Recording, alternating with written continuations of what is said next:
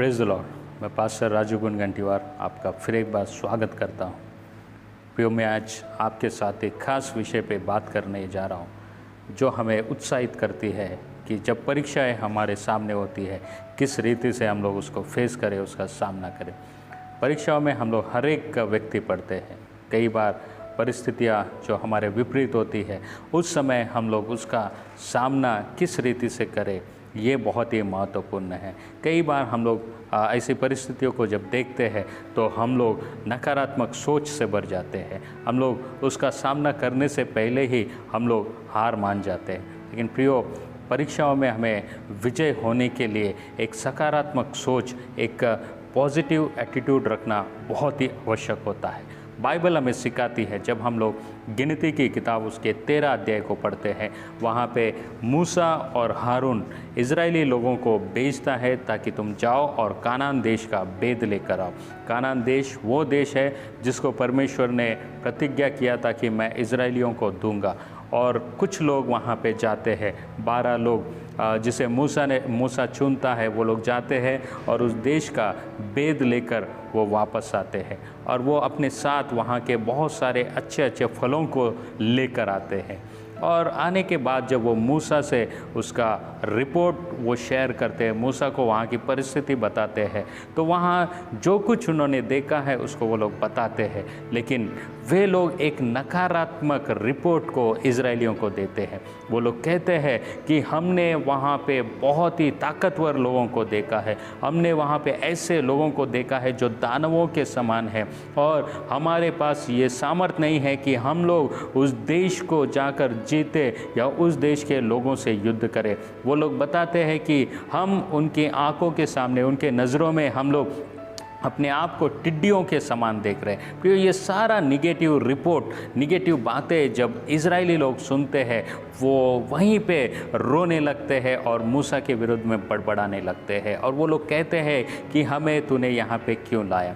कई बार हम लोग ऐसे लोगों के संपर्क में होते हैं जो हमेशा नकारात्मक बातें हमारे जीवन में बोते रहते हैं, हमसे बांटते रहते हैं। प्रियो, नकारात्मक सोच वाले लोगों के साथ जब हम लोग रहते हैं, हमारी भी सोच नकारात्मक हो जाती है और हम लोग परीक्षाओं का सामना करने से पहले ही हार मान जाते हैं। लेकिन उन्हीं लोगों में यहोशू और कालेब नाम के 2 जवान थे जिन्होंने मूसा से बोला, नहीं, हम लोग जाएंगे और वो देश निश्चय ही परमेश्वर हम लोगों को देगा क्योंकि परमेश्वर हमारे साथ है। और वहाँ लोग, इजरायली लोग उनकी बातों को नहीं मानते और वो लोग वहाँ पे बहुत ही घबराते हैं, बहुत ही डर जाते हैं। और इसका नतीजा ये होता है कि कोई भी इजरायलियों में से जो वहाँ पे थे, उनमें से कोई भी व्यक्ति वो इज़राइल में कानान देश में, प्रतिज्ञा किए हुए देश में प्रवेश नहीं कर पाते, केवल कालेब और यहोशू।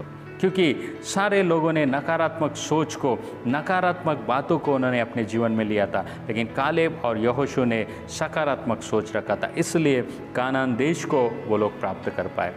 जब परीक्षाएं हमारे जीवन में आती है, कई बार हम भी उसका सामना करने में असफल हो जाते हैं और हम कई बार नकारात्मक सोच को हम लोग ले लेते हैं।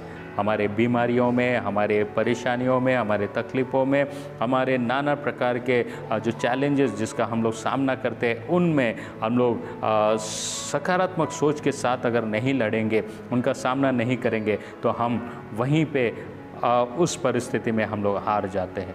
प्रियो, बाइबल बताती है कि जो हमारे साथ है वो उससे जो इस संसार में है कई बढ़कर है। परमेश्वर जब हमारे साथ होता है, हम हर परिस्थिति का सामना कर सकते हैं और इस परिस्थिति का सामना करने के लिए हमें अपने आप में सकारात्मक सोच को रखकर चलना पड़ेगा।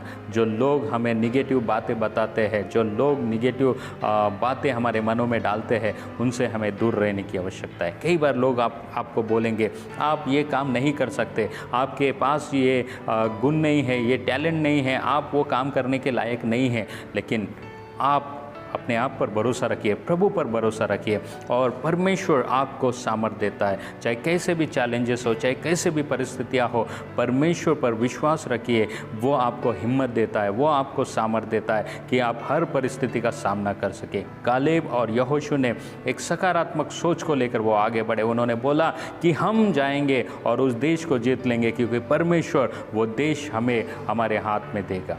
प्रियो, आप चाहे किसी भी परिस्थिति में क्यों ना हो, क्या आप बीमारी से लड़ रहे हैं, प्रभु आपको बीमारी से लड़ने की ताकत देगा। क्या आप फाइनेंशियली परेशानियों का सामना कर रहे हैं, परमेश्वर उसमें से निकलने का रास्ता आपको देगा। क्या आप परिवार में आपके संबंधों में किसी प्रकार के आप समस्याओं का सामना कर रहे हैं, परमेश्वर आपको वहाँ से बाहर निकलने के लिए रास्ता दिखाएगा।